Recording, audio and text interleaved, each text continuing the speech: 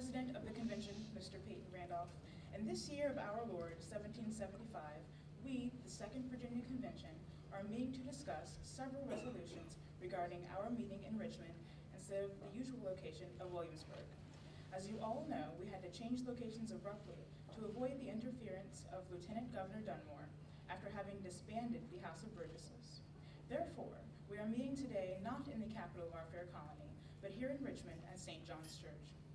Mr. Henry was born in this very state of Virginia and a member of the former House of Burgesses, and has presented to us several resolutions these past few days, one of which is to put the colony of Virginia into a posture of defense, embodying, arming, and disciplining such a number of men as may be sufficient for that purpose.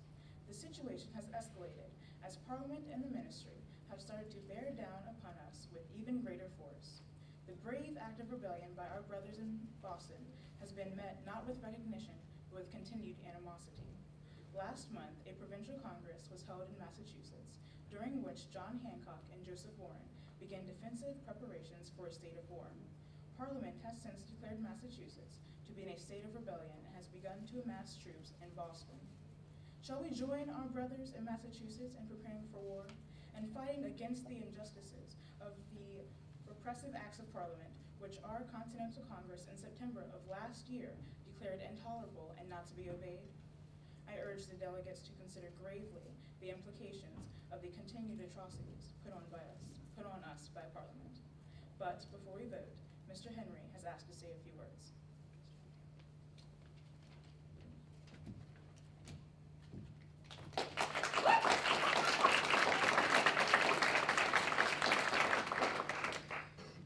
Mr. President, no man thinks more highly than I do of the patriotism, as well as abilities, of the very worthy gentlemen who have just addressed the House. But different men often see the same subject in different lights, and therefore, I hope it will not be thought disrespectful to those gentlemen if, entertaining as I do opinions of a character very opposite to theirs, I shall speak forth my sentiments freely and without reserve. This is no time for ceremony. The question before the House is one of awful moment to this country.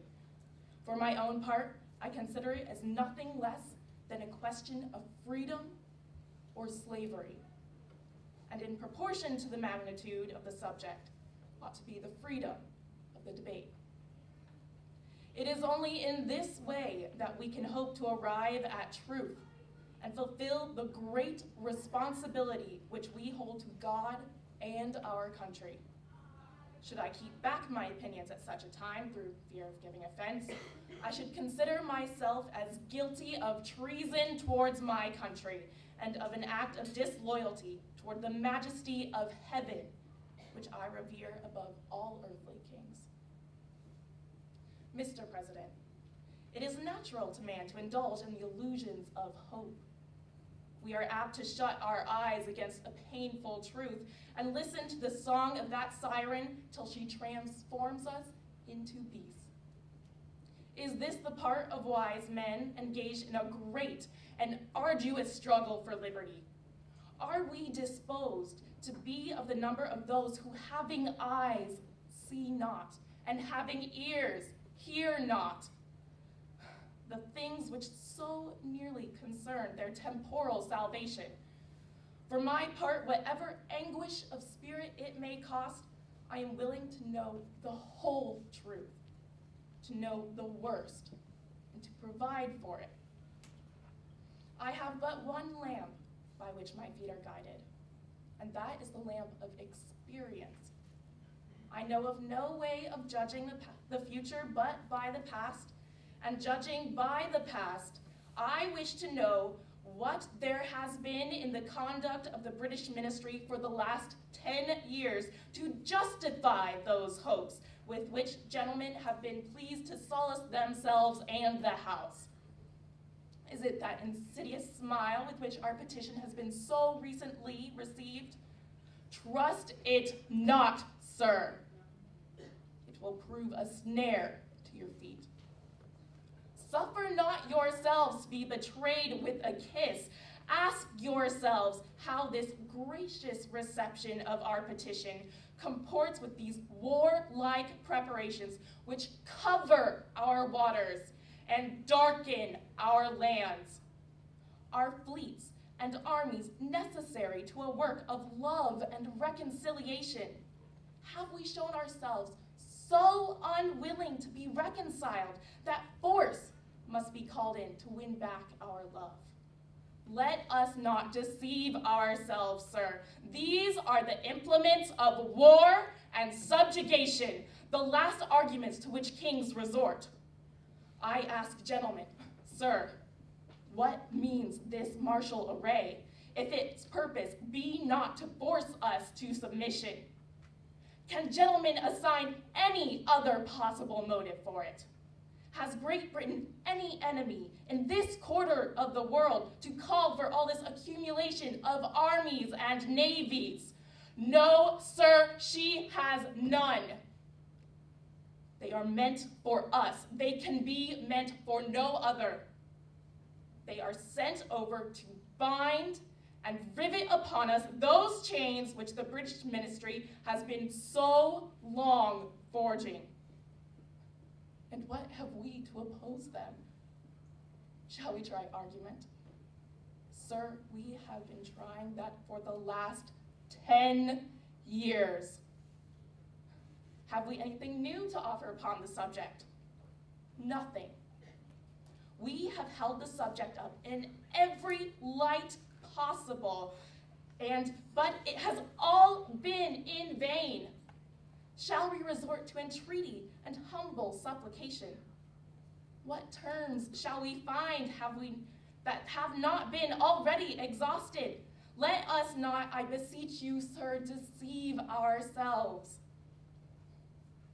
Sir, we have done everything that could be done to avert the storm which is now coming on.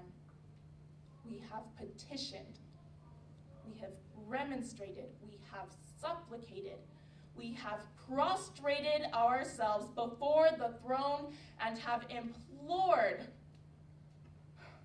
We have implored its interposition to arrest the tyrannical hands of the ministry and parliament. Our petitions have been slighted. Our remonstrances have produced additional violence and insult. Our supplications have been disregarded, and we have been spurned with contempt from the foot of the throne. In vain, after these things, may we indulge in the fond hope of peace and reconciliation. There is no longer any room for hope.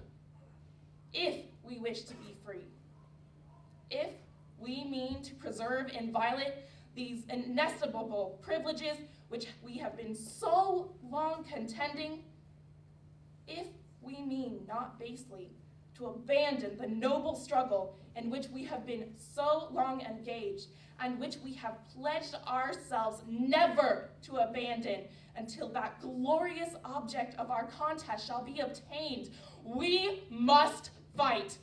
I repeat it, sir, we must fight.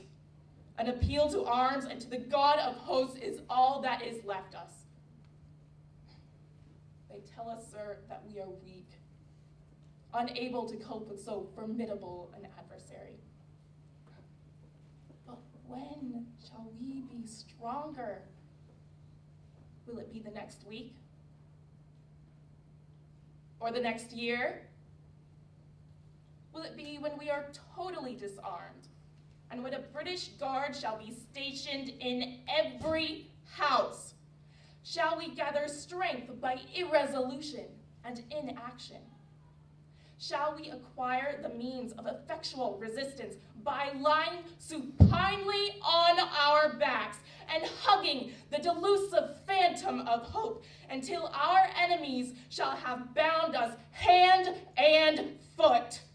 Sir, we are not weak if we make a proper use of those means which the God of nature hath placed in our power.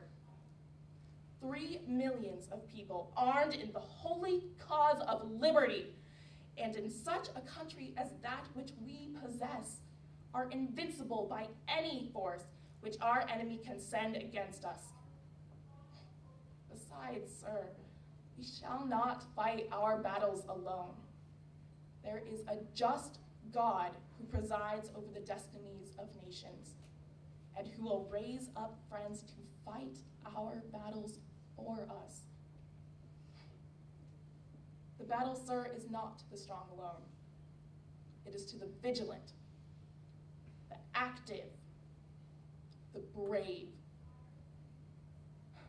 Besides, sir, we have no election. If we were base enough to desire it, it is now too late to retire from the contest. There is no retreat, but in submission and slavery. Our chains are forged. Their clanking may be heard in the plains of Boston. The war is inevitable, and let it come. I repeat it, sir, let it come. It is in vain, sir, to extenuate the matter further. Gentlemen may cry, peace, peace, but there is no peace. The war is actually begun. The next gale that sweeps from the north will bring to our ears clash of resounding arms. Our brethren are already in the field. Why stand we here idle? What is it that gentlemen wish?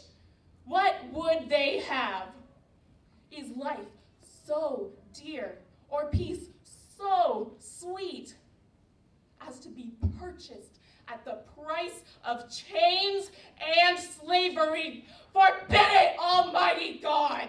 I know not what course others may take, but as for me, give me liberty or give me